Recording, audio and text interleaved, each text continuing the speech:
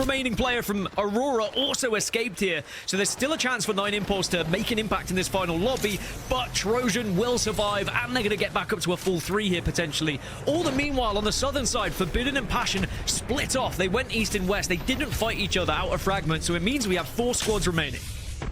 One of them is solo. That's going to be 9 Impulse. You saw him doing a merry little jig around that train car. Not much cover for him to play with, but he's shaking that mouse in every single way that he can. He's burning at the moment, but he's trying to survive long enough to maybe scrape away a couple more placement points. Elsewhere, our teams are Forbidden, Passion, UA, and Trojan as a 2 up onto that high ground, so they weren't able to stick that res. They weren't able to get back up to a full 3, and they will have to drop from the position they find themselves in. But Max Strafey, 1 bullet. But it's a bullet in the crater. Well, it's advantage Passion UA now then. Because Trojan lost that player, suddenly their chances of winning this game has been significantly reduced and handed over to Passion UA as a full 3, because Forbidden also only a 2. But positionally, Passion UA are in a vulnerable spot where both Forbidden and Trojan could target them at the same time. So they just have to be a bit careful here. Either, if they get the kind of information that one of the teams is a 2, maybe they'll send it on to them. But at the moment, Passion UA just need to try and work out how they don't get targeted by both.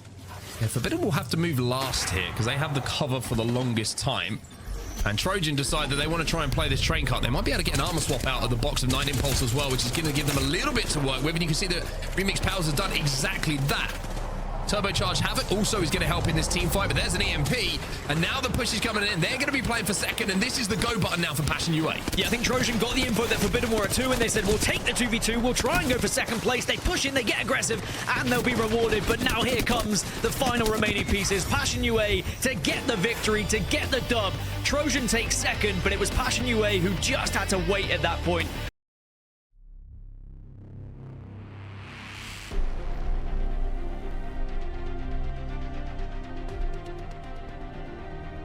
Iterates you, it disorientates you, and you cannot really do anything when it happens. Not only that, but then the Pathfinder to follow up, to put the damage on and jump on a team. I love this from the Cybercats, but now can they do the same thing against Go Next, to have taken that southeast side? There is 1 player remaining from Gaming Gladiators on the west, and then everyone else is within this building as someone else just got eliminated. Nessie, Passion UA, and Passion, 2 Passions in the building, they're all holding this same position at the moment.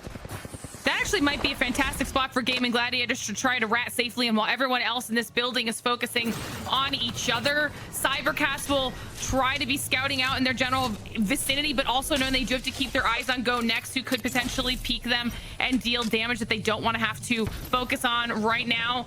So these teams on the southern edge is going to try and hold this out while everybody else inside that one building that was safe is trying to fight. The solo on Gaming Gladiators does go down to JMW, and soon everyone's about to have to push out of this building with Go Next waiting in the wings. It should be Go Next or a Cybercats win here, really. My big question would be, do Cybercats have another Wrecking Ball? Do they have the accelerants to get the Wrecking Ball back? Because then they can force the narrative against Go Next Esports here and hold the northern side. Because Go Next, they will be in a position where they have to transition from the south, but everyone in this building now has to go, and it's going to be absolute chaos. Bangalore Ultimates are going to start to come down, Vision is going to be impaired, and everyone's going to start to tick from this ring. Go Next actually moved up very early before anyone else in the buildings did. They ended up right on top of Passion UA, and it's their downfall. They get eliminated. Passion UA somehow staying alive. They do lose Max Strafe. They're down to 2, or ticking lower and lower as the seconds pass. They go down to Cybercats, who are still waiting on the southern edge. Passion go out. Nessie's still alive, and it's all down to Cybercats and Nessie. Cybercats, the last remaining team, with one of the most beautiful compositions you'll see on your screen. They take out Nessie, they get the win, and they've done it with Mad Maggie. They've done it with Caustic, and they've done it with a blummin' Pathfinder just to make Onset happy. What a comp, what a game, and what a position that they found themselves in, and fantastic play to be able to force the fights when they needed to, and they're rewarded for their aggression.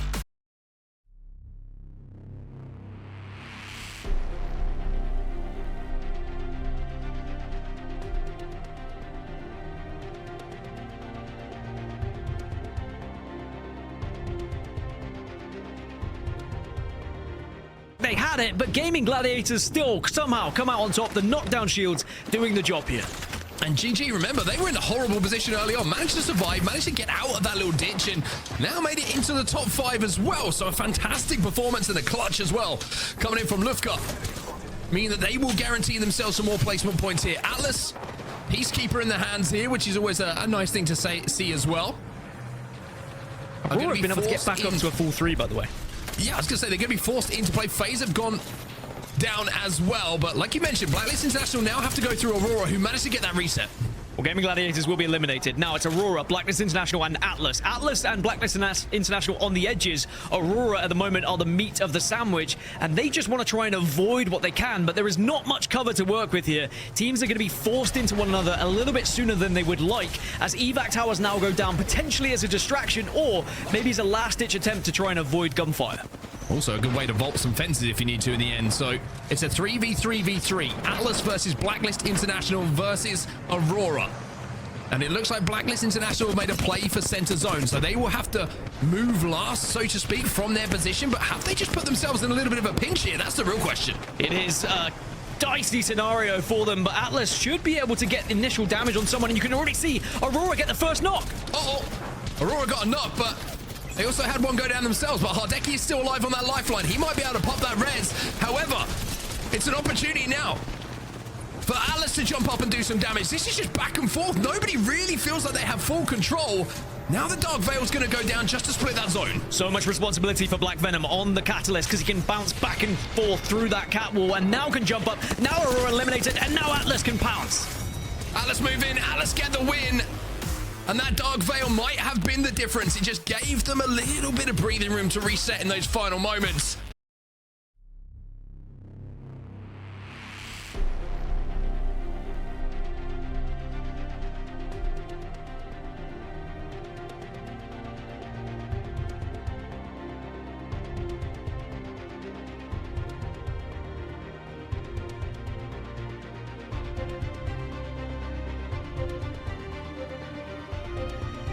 English as well, who we saw in Command Center last time, also alive, and they have the complete control of the northeastern side of the zone. They will have to move, but they're in a pretty good spot to make some plays here. Looks like they want to see if they can maybe move in early and start to knock out some of these teams that have been holding one of the only safe buildings. They're right outside of Passion and Cybercats now as that bang ult comes through. Full English looking for anything, but no one is really poking their heads out right now, and you can see this shield advantage that Full English will have when everything starts to kick off. Well, the 2 solos were taken care of by the lobby, so now it's just full teams alive, and GG probably in the best spot because 3 teams are stacked up on the building that they're looking at, and make that 4 teams, as now the Full English might get sent themselves. Angler Roll's going down as well, which is going to give them a little bit of time. Phoenix does have the ultimate on the Bloodhound available as well, if he wants to use that to maybe send it onto one of the teams through some smoke. But at the moment, they're just trying to hold the line. They're trying to make sure they don't get swamped. They're doing a really good job zoning people away. They also do have their bang ult available if they want to use it or need to kind of keep anybody away from them making their way out of those doors. Trojan have somehow also moved into a corner, and they start pushing in with that EVA 8. Take a lot of damage in response for it, now down to just 1, and they are barely holding on to life, not able to connect those shots. Full English go down. The second Trojan is also eliminated. So we're down to 3 squads, and all of them are full. Passion, Cybercats, and GG. GG have the most space on the map at the moment, and Cybercats are taking a little bit of damage themselves, trying to pop those batteries, trying to get healthy once more. But there is that first knock coming in from 0-0. He manages to find one, and Cybercats, there might be a shield swap, but it's not the best one in the world, but it's enough to keep them alive in this game. Ranch is going to try and swing back in. He'll be taken down as well. Cleve last alive, but he is getting peppered by multiple teams. How has Cleve held on for so long? Passion goes out. Gaming Gladiators, like you said, had the best position, and they win match number 4 on Stormpoint.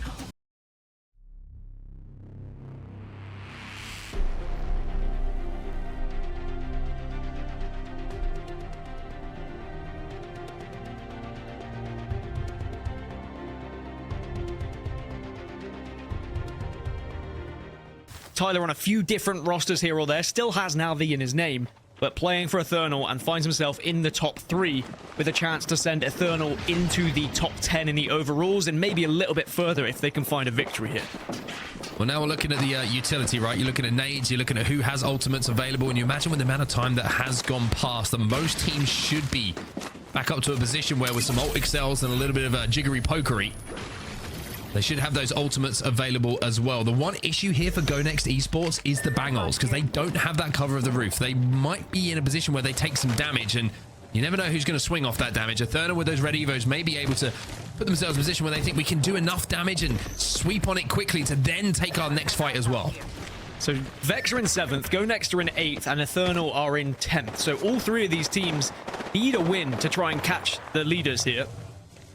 But for me, yes, Go Next are vulnerable to the bang ult, but they do have a lot of space, a lot of coverage. My worry for them is if the likes of Eternal decide to full send, if they overextend even slightly here, if Kai just shows a little bit too much, Eternal might just jump on and try and isolate. One thing they do have is some amazing hit glitches to play with. You can see that nobody is showing more than a forehead, so to speak, for Go Next. Now you're going to see the utility start to be called in. Zone is closing. The teams will be forced to fight.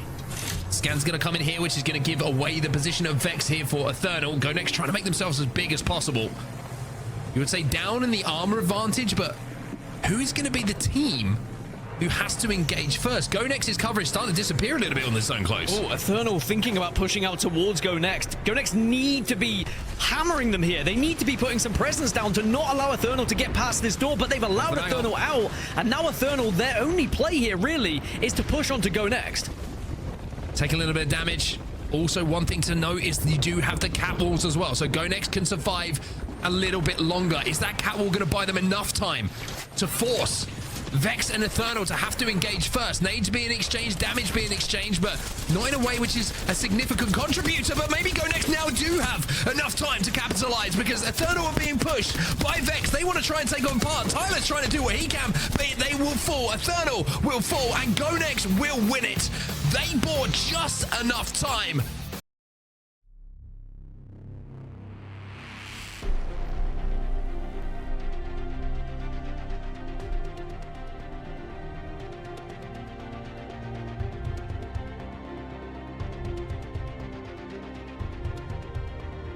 The door for Passion UA. More importantly, they're the team in 3rd place. They're the team who holds center zone, but another squad who are also in the question are Vex, but they've just lost one. And did Passion UA notice them? That's the question. Look at all those Watson fences. Passion UA perfectly zoning this area, predicting where this zone is going to go, and now Vex go down. More points for Passion UA as we only have 6 squads left. And Strafey has a Kraber as well, by the way.